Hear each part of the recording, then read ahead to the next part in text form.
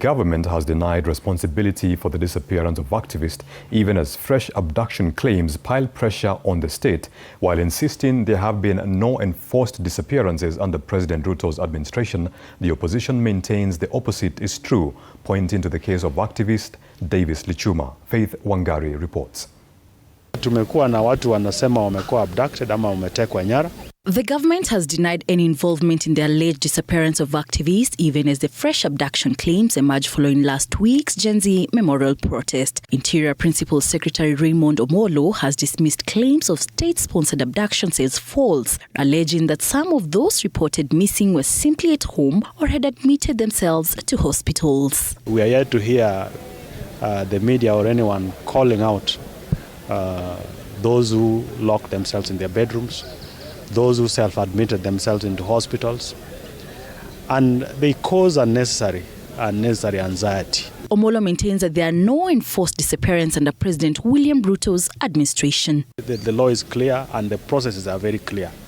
Anyone who is missing, I think it's important that they must be reported as missing persons.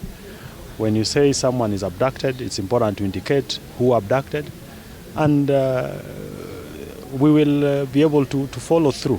Kirinyaga Governor Anne Waiguru has also weighed in, urging security agencies deployed across the country to fulfill their mandate to protect citizens. Waiguru said there is no place for police brutality or abductions, while also cautioning against lawlessness from any quarter. Hiyo sio maneno ya serikali hii. Sisi hatuko huyo upande. Na mimi nimesema kama mama, hakuna siku I can be on the side of abductions.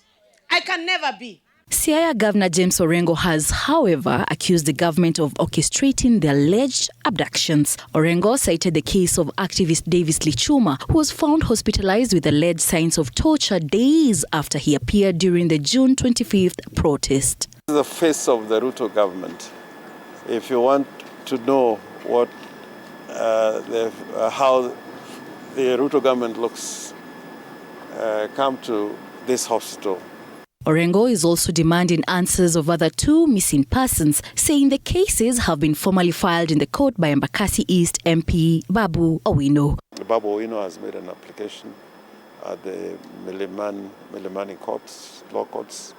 I don't know if there's an habeas corpus application, but it's an application to deal with the cause of those two other missing persons. The other 5 or so have been discharged, but we have to follow up their situation until we get appropriate answers from the government. The United Alternative Government, led by Honorable Kalonzo Musyoka, among other leaders, has condemned the alleged abductions and torture, describing them as gross violations of human rights and a direct attack on democracy. The abduction squads continue unabated. They are more threatening, but we must make it clear to Mr. Ruto that these crimes will not go unpunished.